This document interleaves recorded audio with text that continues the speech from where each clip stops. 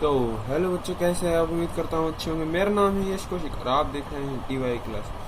तो देखो बच्चों, हमने 3.1 कंप्लीट कर ली। उसमें हमने बहुत कुछ पढ़ा था, मतलब उसमें बेसिक था, ज़्यादा था नहीं। अब जो हम पढ़ने वाले हैं इसमें थोड़ा मतलब शुरू होगी मैट्रिसेस अच्छे से। ठीक है, हमने जान लिया मैट्रिसेस क्या होती है, हमने जान लिया उन पे मतलब कि एक मैट्रिस का ऑर्डर कैसे देखते हैं वगैरह वगैरह, सेम मतलब छोटी मोटी बातें जान ली। अब जो हम बात करने वाले हैं वो बात करने वाले हैं ऑपरेशंस ऑन मैट्रिसेस, मतलब आप कौन कौन से ऑपरेशन मैट्रिक्स पे लगा सकते हो। ठीक है, तो देखो कौन कौन से ऑपरेशन आप लगा सकते हो। पहला होता है एडिशन ऑफ मैट्रिक्स। देखो एडिशन मतलब, ठीक है, मैं नीचे एग्जांपल भी दिया है, मैं अच्छे से समझाऊंगा। एडिशन मतलब दो मैट्रिसेस को जोड़ना। ठीक है, तो मान लो एक मैट्रिक्स को मैं दूसरी मैट्रिक्स के साथ जोड़ रहा हूँ। ठीक है, तो अगर ये मैं कह रहा हूँ कि ये A प्लस बी हमें कुछ C देगा, मतलब C एक नई मैट्रिक्स है, मैंने आप बताया था अल्फ़ाबेटिकली जैसे हम किसी मैट्रिक्स को डिनोट करते हैं तो कैपिटल लेटर में करते हैं, इसलिए मैंने A plus B is equals to C लिया है। तो ये लिखा है कि ये पॉसिबल है if A and B are of same order. मतलब कि अगर A का ऑर्डर मान लो मैं कह दूँ 1x1 है, तो B का ऑर्डर भी 1x1 ही होना चाहिए, या फिर मैं कहूँ 2x2 है तो इसका भी 2x2 होना चाहिए। तो मतलब ऑर्डर सेम होना चाहिए, जब भी हम क्या कह सकते हैं कि A एंड B का हमारा जो एडिशन है, मतलब दो मैट्रिक्स का एडिशन है, वो पॉसिबल है। अगर मैं कहूँ A plus be different order के हैं, या मैं कहूँ कि नॉट ऑफ सेम ऑर्डर, मतलब सेम ऑर्डर के नहीं है, डिफरेंट ऑर्डर है, सेम ऑर्डर के नहीं है, बात तो एक है, तो हम कहेंगे कि A plus B not defined होगा। ठीक है, तो A प्लस बी सिर्फ जब डिफाइंड होता है व्हेन जो A एंड B है वो सेम ऑर्डर के हों।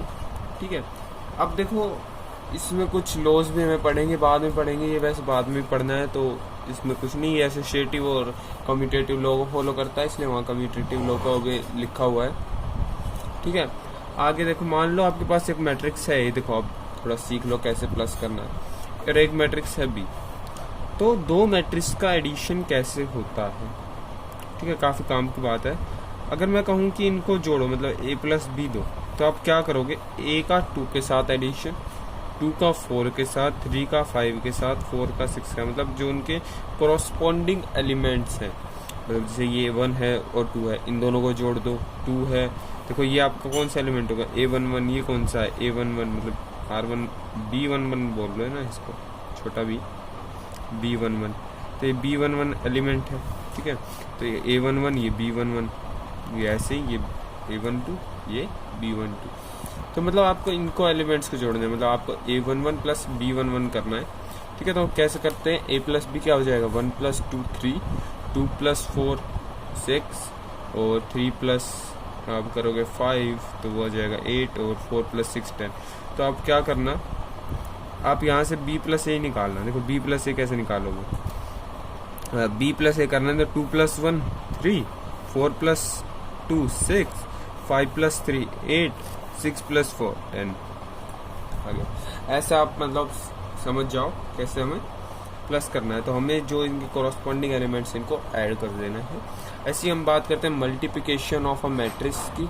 अब आप बाया स्केलर, देखो हम दो मैट्रिसेस के मल्टीप्लिकेशन में पढ़ते हैं और एक स्केलर के भी पढ़ते हैं। तो बाया स्केलर आप कैसे करोगे, तो देखो मान लो इसमें तो जो लिखा है उसको तो आप छोड़ दो, मैं आपको जनरली बताता हूँ। ये तो जो NCERT में लिखा है वो डाटा है, मैं आपको जनरली बताता हूँ। मान लो आपके पास ये मैट्रिक्स कुछ भी है, मान लो मैं मान लूँ 1 2 3 4 मान ली।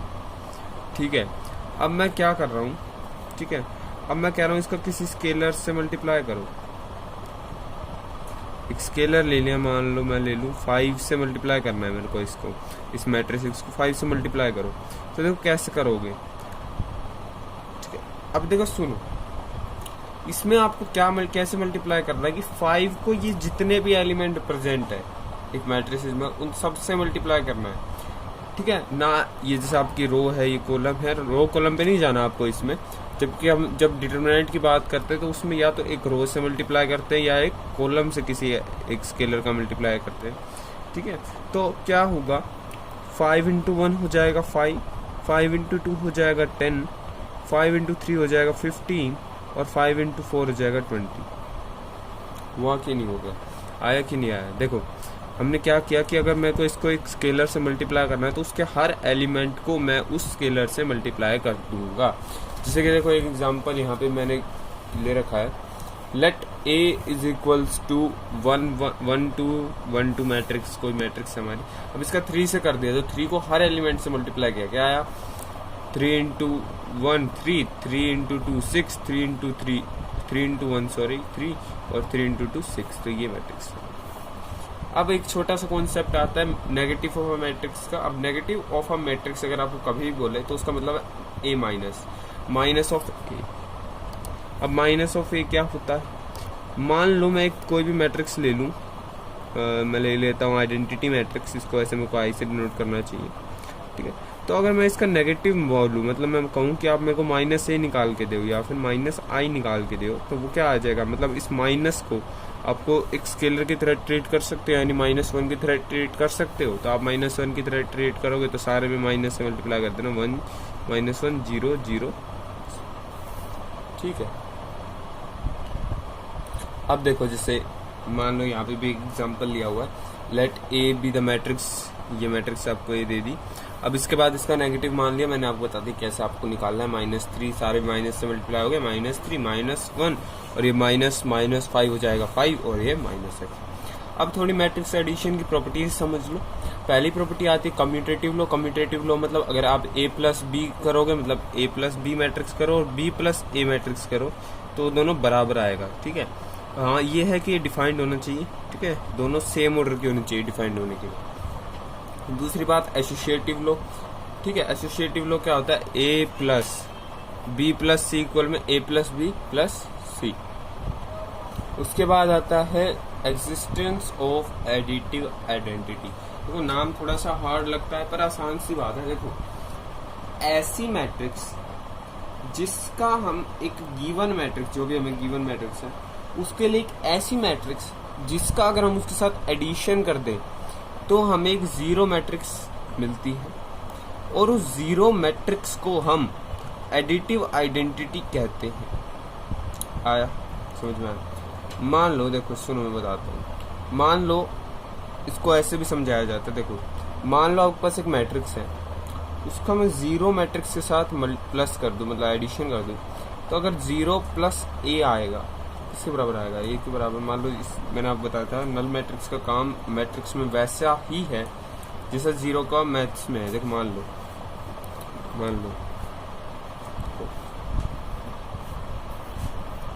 लो 5 प्लस 0 करते हो तो कितना आएगा 5, या फिर 0 प्लस 5 करोगे तो 5 आएगा।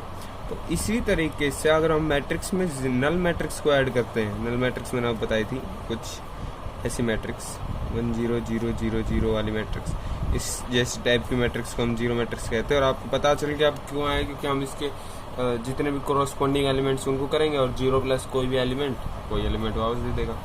तो ये बात हो गई। और हम नल मैट्रिक्स को अपना क्या कहते हैं, एडिटिव आइडेंटिटी कहते हैं।